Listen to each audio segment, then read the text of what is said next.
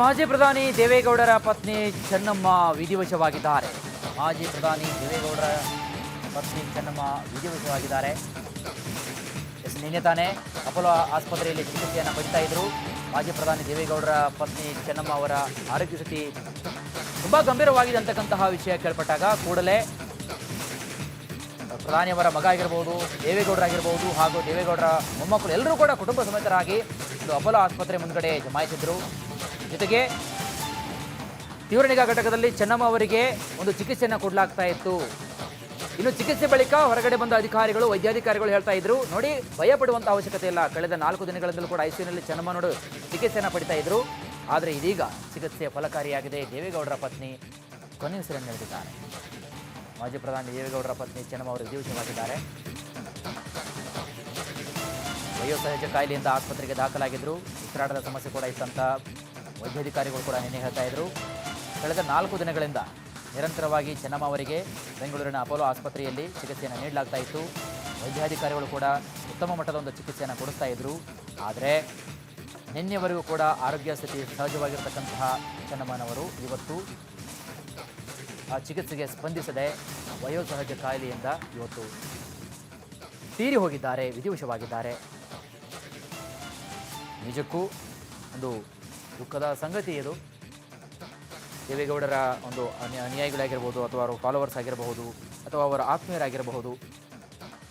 ಯಾಕಂದರೆ ದೇವೇಗೌಡರು ಅವರದೇ ಆಗಿರತಕ್ಕಂಥ ಒಂದು ಅಪಾರವಾದ ಒಂದು ಬಳಗವನ್ನು ಹೊಂದಿದ್ದಾರೆ. ಹಾಗಾಗಿ ಎರಡೂ ಹಿರಿಯ ಒಂದು ತಲೆಮಾರಿನ ಕುಟುಂಬ ಅಂತ ಎಲ್ಲರೂ ಕೂಡ ಒಂದು ಗೌರವವನ್ನು ಕೊಡ್ತಿರುವಂತಹ ಒಂದು ಫ್ಯಾಮಿಲಿ. ಹಾಗಾಗಿ ದೇವೇಗೌಡರವರು ನಿನ್ನೆನೂ ಕೂಡ ಬಹಳಷ್ಟು ಮನನೊಂದು ದುಃಖಭರಿತರಾಗಿ ಚೆನ್ನಮ್ಮವರ ಬಗ್ಗೆ ಮಾತನಾಡಿದರು. ಆದರೆ ಈಗ ಮಾಜಿ ಪ್ರಧಾನಿ ದೇವೇಗೌಡರವರ ಪತ್ನಿ ಚೆನ್ನಮ್ಮ ಅವರು ವಿಧಿವಶರಾಗಿದ್ದಾರೆ. ಐಸಿಯುನಲ್ಲಿ ಚಿಕಿತ್ಸೆ ಪಡಿಸಿದಂತಹ ದೇವೇಗೌಡರವರ ಪತ್ನಿ ಚೆನ್ನಮ್ಮ ಕಳೆದ 4 ದಿನಗಳಿಂದಲೂ ಕೂಡ ನಿರಂತರವಾಗಿ ಐಸಿಯುನಲ್ಲಿ ಚಿಕಿತ್ಸೆಯನ್ನು ಪಡಿತಾ ಇದ್ದರು. ವಯೋಸಹಜ ಕಾಯಿಲೆಯಿಂದ, ಉಸಿರಾಟದ ಸಮಸ್ಯೆ ಸೇರಿದಂತೆ ಸಾಕಷ್ಟು ವಯೋಸಹಜ ಕಾಯಿಲೆಯಿಂದ ಅವರನ್ನು ಬೆಂಗಳೂರಿನ ಆಸ್ಪತ್ರೆಗೆ ದಾಖಲಿಸಲಾಗಿತ್ತು. ಹೆಚ್ಚಿನ ಒಂದು ಚಿಕಿತ್ಸೆಯನ್ನು ಕೂಡ ವೈದ್ಯಾಧಿಕಾರಿಗಳು ಉನ್ನತ ಮಟ್ಟದ ರೀತಿಯಲ್ಲಿ ನಿರಂತರವಾದಂತಹ ಚಿಕಿತ್ಸೆಯನ್ನು ಕೊಡ್ತಾ ಇದ್ರು. ಪ್ರತಿಯೊಂದು ಅವರ ಒಂದು ಪಲ್ಸ್ ರೇಟ್ ಆಗಿರಬಹುದು. ಮಾಜಿ ಪ್ರಧಾನಿ ದೇವೇಗೌಡರ ಪತ್ನಿ ಚೆನ್ನಮ್ಮ ವಿಧಿವಶವಾಗಿದ್ದಾರೆ. ಮಾಜಿ ಪ್ರಧಾನಿ ದೇವೇಗೌಡರ ಪತ್ನಿ ಚೆನ್ನಮ್ಮ ವಿಧಿವಶವಾಗಿದ್ದಾರೆ. ನಿನ್ನೆ ತಾನೇ ಅಪೋಲೋ ಆಸ್ಪತ್ರೆಯಲ್ಲಿ ಚಿಕಿತ್ಸೆಯನ್ನು ಪಡಿತಾ ಇದ್ರು. ಮಾಜಿ ಪ್ರಧಾನಿ ದೇವೇಗೌಡರ ಪತ್ನಿ ಚೆನ್ನಮ್ಮ ಅವರ ಆರೋಗ್ಯ ಸ್ಥಿತಿ ತುಂಬ ಗಂಭೀರವಾಗಿದೆ ಅಂತಕ್ಕಂತಹ ವಿಷಯ ಕೇಳ್ಪಟ್ಟಾಗ ಕೂಡಲೇ ಪ್ರಧಾನಿಯವರ ಮಗ ಆಗಿರ್ಬೋದು, ದೇವೇಗೌಡರಾಗಿರ್ಬೋದು ಹಾಗೂ ದೇವೇಗೌಡರ ಮೊಮ್ಮಕ್ಕಳು ಎಲ್ಲರೂ ಕೂಡ ಕುಟುಂಬ ಸಮೇತರಾಗಿ ಒಂದು ಅಪೋಲೋ ಆಸ್ಪತ್ರೆ ಮುಂದ್ಗಡೆ ಜಮಾಯಿಸಿದ್ರು. ಜೊತೆಗೆ ತೀವ್ರ ನಿಗಾ ಘಟಕದಲ್ಲಿ ಚೆನ್ನಮ್ಮ ಅವರಿಗೆ ಒಂದು ಚಿಕಿತ್ಸೆಯನ್ನು ಕೊಡಲಾಗ್ತಾ ಇತ್ತು. ಇನ್ನು ಚಿಕಿತ್ಸೆ ಬಳಿಕ ಹೊರಗಡೆ ಬಂದ ಅಧಿಕಾರಿಗಳು, ವೈದ್ಯಾಧಿಕಾರಿಗಳು ಹೇಳ್ತಾ ಇದ್ರು, ನೋಡಿ ಭಯ ಪಡುವಂಥ ಅವಶ್ಯಕತೆ ಇಲ್ಲ. ಕಳೆದ 4 ದಿನಗಳಿಂದಲೂ ಕೂಡ ಐಸಿಯುನಲ್ಲಿ ಚೆನ್ನಮ್ಮ ನೋಡು ಚಿಕಿತ್ಸೆಯನ್ನು ಪಡಿತಾ ಇದ್ರು.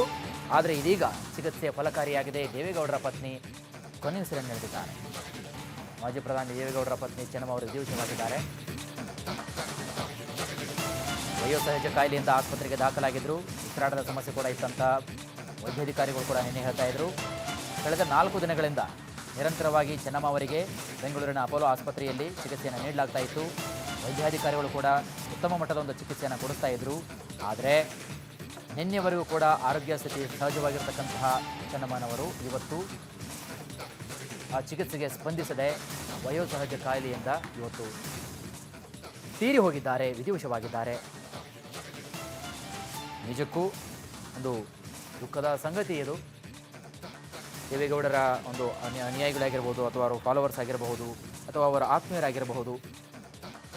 ಯಾಕಂದರೆ ದೇವೇಗೌಡರು ಅವರದೇ ಆಗಿರತಕ್ಕಂಥ ಒಂದು ಅಪಾರವಾದ ಒಂದು ಬಳಗವನ್ನು ಹೊಂದಿದ್ದಾರೆ. ಹಾಗಾಗಿ ಎರಡೂ ಹಿರಿಯ ಒಂದು ತಲೆಮಾರಿನ ಕುಟುಂಬ ಅಂತ ಎಲ್ಲರೂ ಕೂಡ ಒಂದು ಗೌರವವನ್ನು ಕೊಡ್ತಿರುವಂತಹ ಒಂದು ಫ್ಯಾಮಿಲಿ.